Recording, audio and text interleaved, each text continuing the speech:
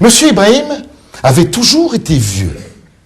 Unanimement, de mémoire de rue Bleue et de rue du Faubourg Poissonnière, on avait toujours vu Monsieur Ibrahim dans son épicerie, de 8h du matin jusqu'à minuit, arc-bouté entre sa caisse et les produits d'entretien, une jambe dans l'allée, l'autre sous les boîtes d'allumettes, une blouse grise sur une chemise blanche, des dents en ivoire sous une moustache sèche et des yeux en pistache, verts et marron, plus clairs que sa peau brune tachée par la sagesse. Car M. Ibrahim, de la vie générale, passait pour un sage.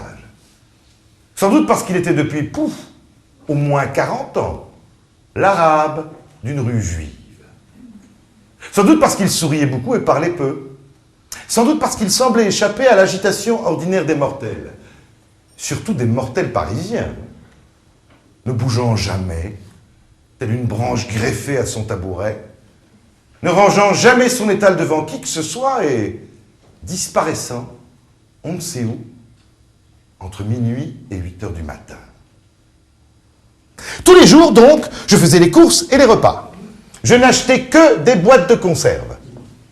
Si je les achetais tous les jours, c'était pas pour qu'elles soient fraîches, non. Mais parce que mon père, il me laissait l'argent que pour une journée. Et puis, c'était plus facile à cuisiner. Lorsque je me suis mis à voler mon père pour le punir de m'avoir soupçonné, je me suis mis aussi à voler M. Ibrahim. J'avais un peu honte. Mais pour lutter contre ma honte, je pensais très fort au moment de payer. Après tout, c'est qu'un arabe. Tous les jours, je fixais les yeux de M. Ibrahim et ça me donnait du courage. Après tout, c'est qu'un arabe.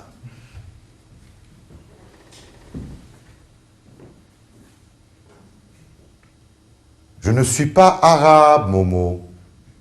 Je viens du Croissant d'Or. J'ai ramassé mes commissions et suis sorti groggy dans la rue. Monsieur Ibrahim m'entendait penser.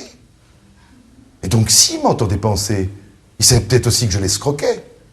Le lendemain, je ne dérobais aucune boîte, mais lui demandais « C'est quoi le Croissant d'Or ?» J'avoue que toute la nuit, j'avais imaginé Monsieur Ibrahim assis sur la pointe d'un croissant d'or et volant dans un ciel étoilé. Cela désigne une région qui va de l'Anatolie à la Perse. Momo. Le lendemain, j'ajoutais en sortant mon porte-monnaie, « Je m'appelle pas Momo, mais Moïse. »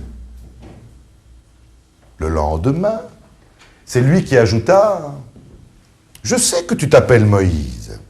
C'est bien pour ça que je t'appelle Momo. C'est moins impressionnant. » Le lendemain, en comptant mes centimes, « Qu'est-ce que ça peut vous faire à vous, Moïse, c'est juif, c'est pas arabe. » Je ne suis pas arabe, Momo.